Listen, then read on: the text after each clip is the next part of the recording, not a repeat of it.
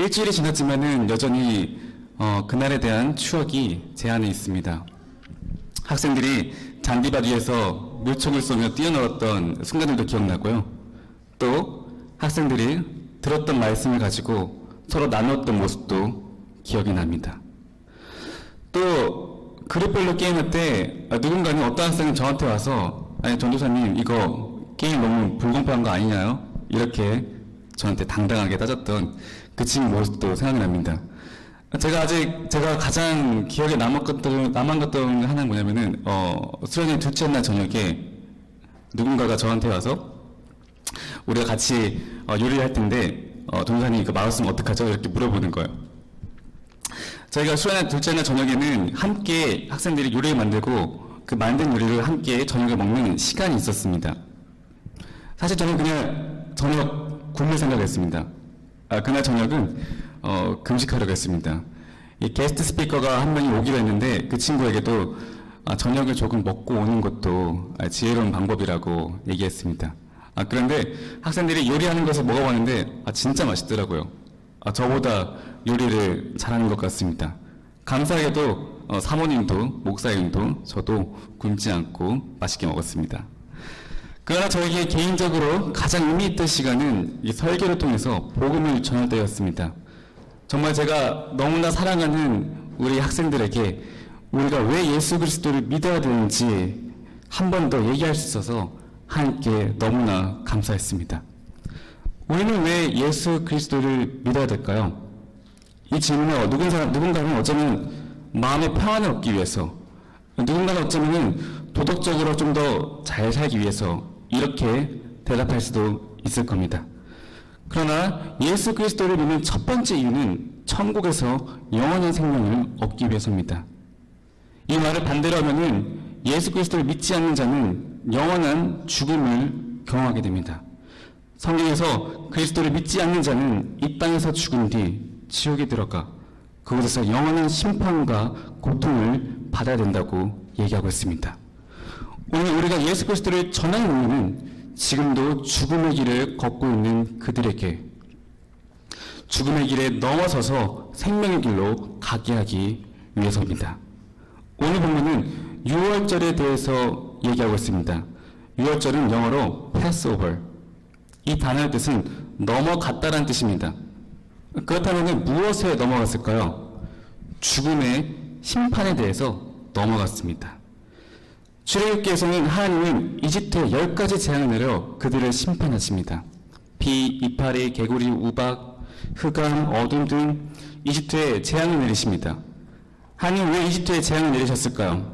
먼저는 이 재앙을 통해 이집트 왕 바로의 고집을 꺾고 이스라엘 백성들이 출애굽하도록 만들기 위해서입니다.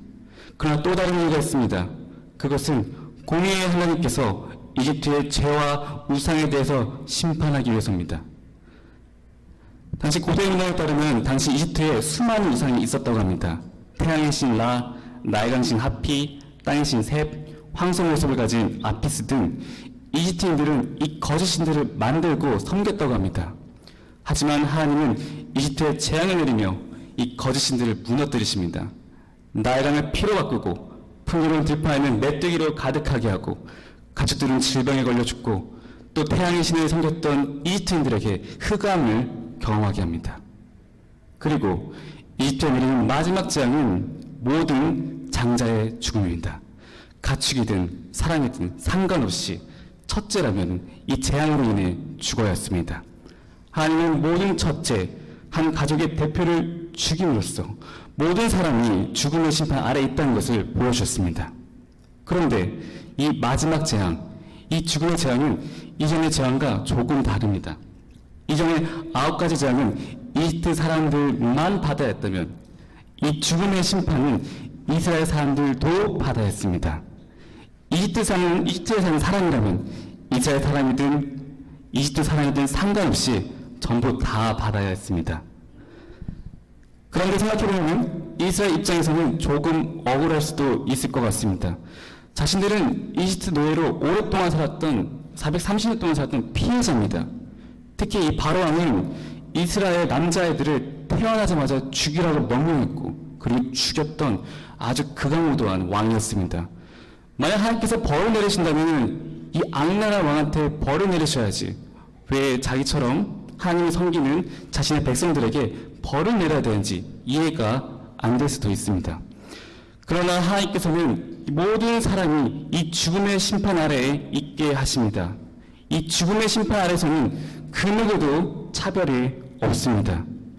이집트에 사는 사람이든 이스라엘 사람이든 어떤 이집트에 사는 부자이든 가난한 사람이든 건강한 사람이든 그렇지 않은 사람이든 상관없습니다.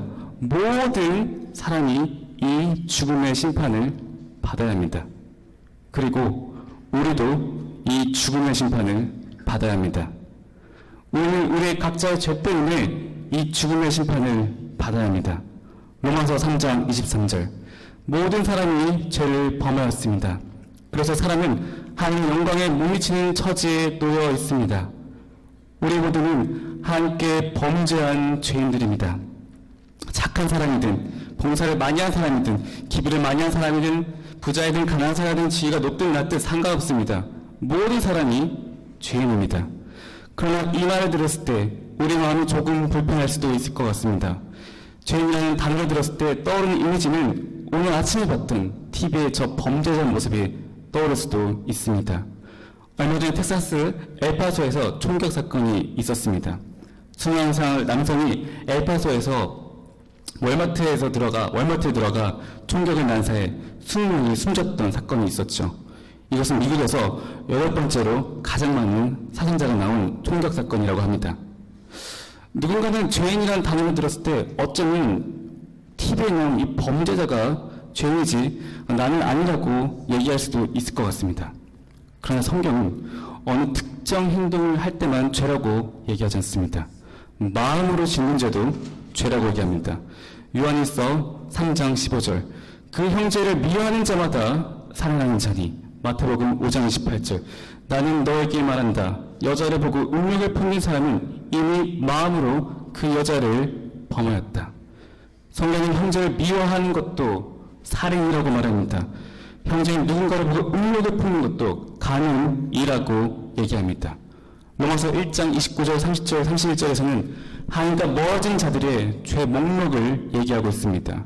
불의, 추악, 탐욕, 악의, 시기, 살해, 분쟁, 적의, 비방, 불순한, 오만한, 자랑하는, 부모를 거역하는, 우매한, 신의가 없는, 무자비한, 무정한 이 죄 목록에 하나라도 자유로운 사람은 없습니다. 우리 모두는 죄의 노예입니다. 아담과 하와가 하나님께 범죄한 이로 죄가 우리 가운데 들어왔습니다. 하나님께서는 그들에게 선악과를 먹지 말라고 명령하셨는데 그들이 그 명령을 어겨서 그 결과 죄가 우리에게 들어왔습니다. 마치 바이러스처럼 죄가 온몸으로 퍼져서 우리는 죄로 오염이 되어버렸습니다. 얼마나 심각하게 오염되는지 내 생각과 행동은 하나님이 싫어한 것을 합니다. 우리는 친구와 가족을 입술로 사랑한다고 얘기합니다. 그러나 그들을 사랑한다고 말하면서 오늘도 그들에게 쉽게 상처를 줍니다. 가족의 작은 실수에도 용서하지 못하고 쉽게 짜증내고 화를 냅니다.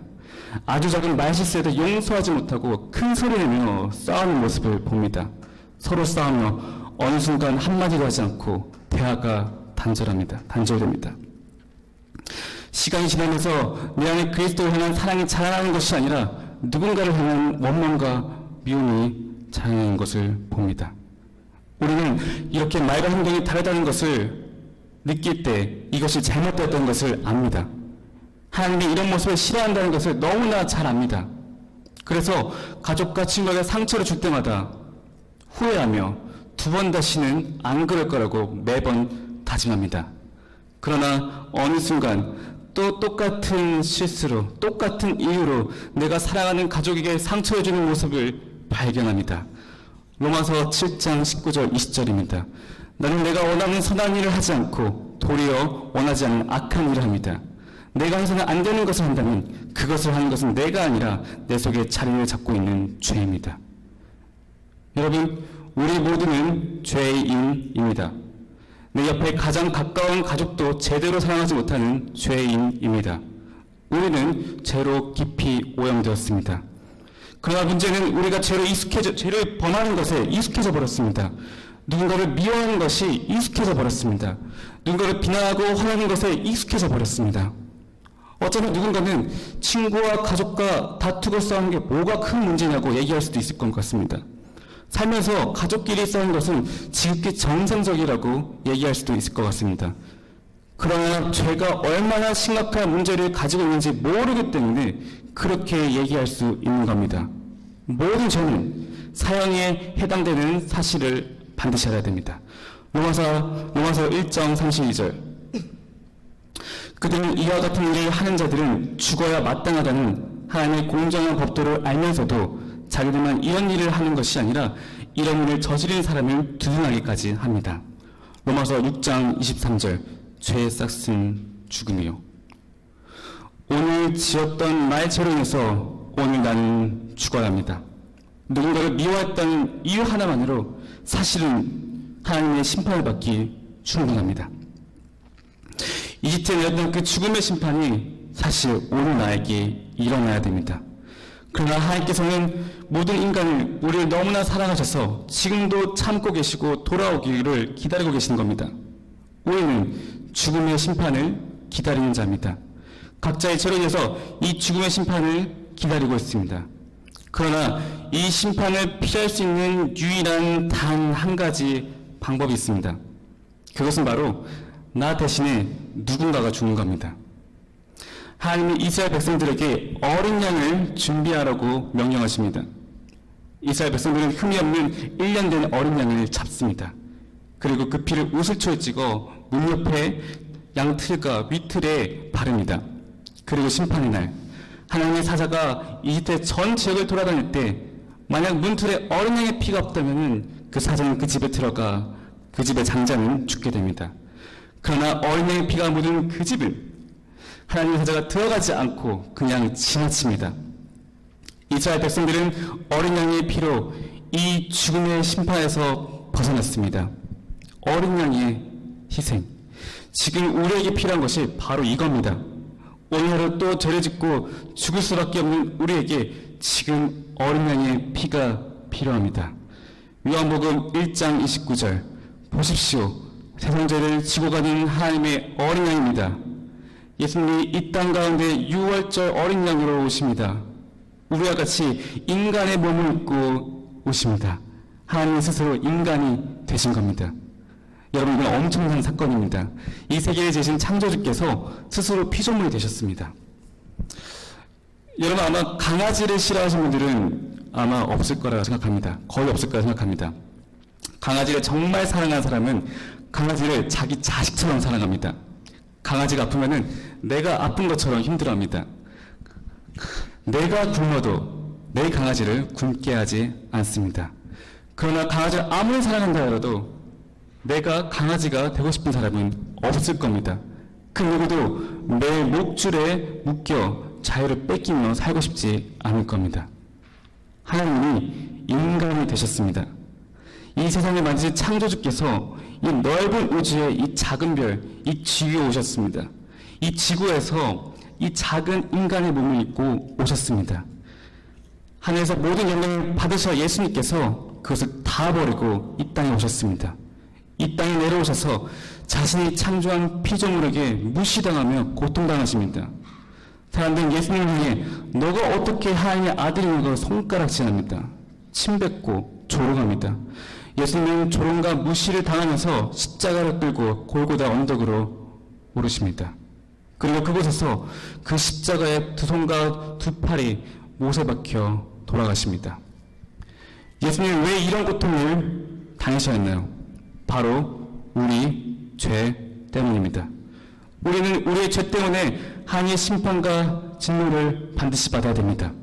그러나 예수님께서 우리 대신 십자가에서 하나님의 진노를 전부 다 받으십니다. 마치 모든 번개를 받아들이는 피자치처럼 십자가에서 하나님의 진노를 다 받으십니다. 이사야 53장 5절. 그러나 그가 찔린 것은 우리의 허물 때문이고 그가 상처를 받은 것은 우리의 악함 때문이다. 그가 징계를 받음으로써 우리가 평화를 누리고 그가 매를 맞음으로써 우리의 병이 나았다. 6월절 어린 양의 희생으로 우리는 살았습니다. 창조주 예수 그리스도께서 우리 대신 죽음으로써 우리는 살았습니다. 이것이 바로 예수 그리스도의 사랑입니다. 이것이 바로 복음입니다. 이 복음의 사실을 믿는 자는 죄 용서받고 구원을 받습니다. 요한복음 3장 16절, 하나님께서 세상을 이처럼 사랑하셔서 독생자를 주셨으니 이는 그를 믿는 자마다 멸망치 않고 영생을 얻게 하려는 것이다. 다른 구원의 길은 없습니다. 오직 예수 그리스도를 믿는 믿음으로만 구원을 받습니다. 어떤 종교는 착한 행동을 하면 구원을 받는다고 얘기합니다. 어떤 종교는 서로 사랑하며 도덕적으로 살면 구원을 받는다고 얘기합니다. 그러나 그 어떤 사람도 스스로 노력해서 죄 문제를 해결할 수 없습니다. 오직 예수 그리스도만이 우리의 죄 문제를 완전히 해결해 주십니다. 예수님은 죄와 죽음을 이기신 분입니다. 십자가에서 죽으신 뒤 3일 만에 부활하셔서 죄와 죽음에 대한 완전한 승리를 선포하시고 증명하셨습니다. 죄와 사망의 권세를 깨뜨릴 수 있는 것은 오직 예수 그리스도밖에 없습니다. 여러분, 이 시간 선포합니다. 어린 예수 그리스도의 보혈로 우리를 묶었던 죄의 사슬은 끊어졌음을 선포합니다. 오늘이 바로 6월절 죄의 노예에서 해방되는 날임을 선포합니다. 우리는 더 이상 비참하고 무기력하고 절망을 받았던 죄의 노예가 아닙니다. 우리는 이제 이집트에 탈출하여 노예의 신분에서 완전히 해방되었습니다. 우리는 죄인이 아니라 이제는 의인입니다. 로마서 5장 1절, 그러므로 우리는 믿음으로 의롭다 하심을 받았으므로 재판하신 하나님께서는 우리를 의롭다라고 오늘 선포하십니다. 하나님께서 우리의 지난 모든 죄들을 기억하지 않으시고 의롭다라고 선포하십니다. 그러나 우리 삶에 돌아보십시오. 우리가 어떻게 의인입니까? 매 똑같은 실수와 죄를 짓는 우리가 어떻게 의인입니까? 가장 가까운 가족조차도 사랑하지 못하는 우리가 어떻게 의인입니까? 그러나 오직 예수 그리스도를 믿는 믿음 하나만 있으면 의인입니다. 그리스도 안에 있으면 우리는 항상 의인입니다. 내 몸에 냄새나고 더럽고 추악하고 상처투성이더라도 그리스도의 흰옷을 입는다면 그 흰옷을 인해 내 약한 것은 가려집니다. 로마서 8장 1절, 그러므로 이제 이 그리스도 예수 안에 있는 자에게는 결코 정죄함이 없노라. 그리스도 안에서 더 이상 정죄함은 없습니다. 그리스도 안에서 하나님 우리를 의롭다고 선포하십니다. 하나님께서 우리를 의롭다고 선포하시는데 감히 누가 우리에게 손가락질합니까? 창조주께서 우리를 의롭다고 선포하시는데 누가 감히 우리에게 손가락질합니까? 오늘 하루 죄책감에 넘어지고 좌절하신 분이 계십니까? 여러분, 일어나십시오. 그리스도의 보혈로 능력을 의지하면서 일어나셔야 됩니다. 넘어져도 좌절할 수 없습니다. 더 이상 죄책감에 사로잡혀서 무기력하게 죄의 노예처럼 살아서는 안 됩니다. 더 이상 나의 연약함에 무너져 눈물을 흘려서는 안 됩니다. 이 시간 그리스도의 보혈로 나의 죄와 연약함을 씻으십시오. 나의 연약함과 죄는 극복하는 것이 아니라 씻김을 받는 것입니다. 우리는 그리스도의 보혈로 매일 씻겨져야 됩니다. 오늘도 그리스도 안에서 의롭게 살아야 됩니다. 오늘 하루 어린아이의 피로 씻겨지기를 원합니다. 이 시간 다 같이 찬양하기를 원합니다.